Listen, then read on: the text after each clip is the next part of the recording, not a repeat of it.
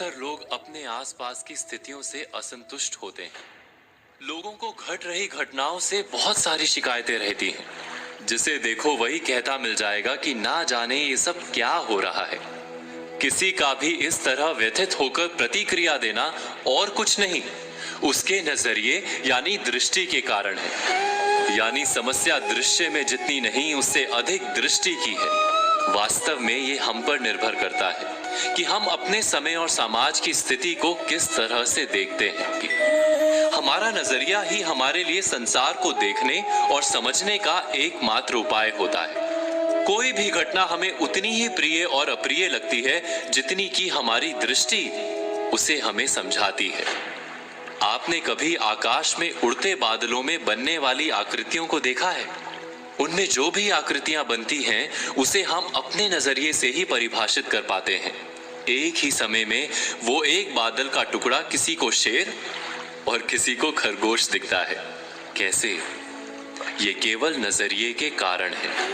दृष्टि के इस मर्म को हम एक कहानी के द्वारा समझने की कोशिश करते हैं। किसी आश्रम में एक गुरुजी अपने दो प्रिय शिष्यों के साथ रहते थे। एक दिन गुरुजी ने अपने दोनों शिष्यों से पूछा कि ये संसार कैसा है, अपने दृष्टिकोण से बताओ। पहला शिष्य बोला, ये दुनिया बहुत बुरी है। जितनी देर की रात होती है उतनी ही देर का दिन। कैसा संसार है, उजले दिन के पीछे काली अंधेरी रात आती ही रहती है। अंधेरी रात को नष्ट करके केवल दिन दिन ही रहना चाहिए, बस केवल उजाला रहे। पहले शिष्य के बाद दूसरे शिष्य ने संसार को लेकर अपना नजरिया गुरुजी के सामने रखा।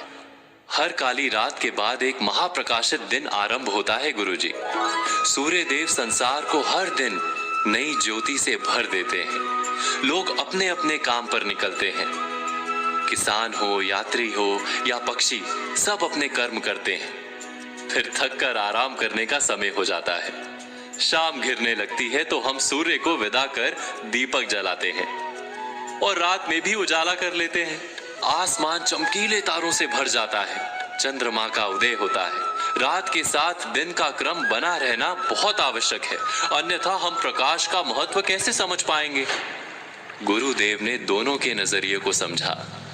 संसार वही एक है। हम इसे कैसे देखते हैं उस पर निर्भर करता है। जो अंधकार को अधिक देखेगा उसे अंधकार अधिक दिखेगा। जो प्रकाश को महत्व देगा उसे प्रकाश अधिक दिखेगा। इसीलिए दृश्य नहीं, दृष्टि को बदलने या सुधारने की आवश्यकता है। दोस्तों, आज कही बातों पर विचार कीजिए और कल की प्रतीक्षा कीजिए।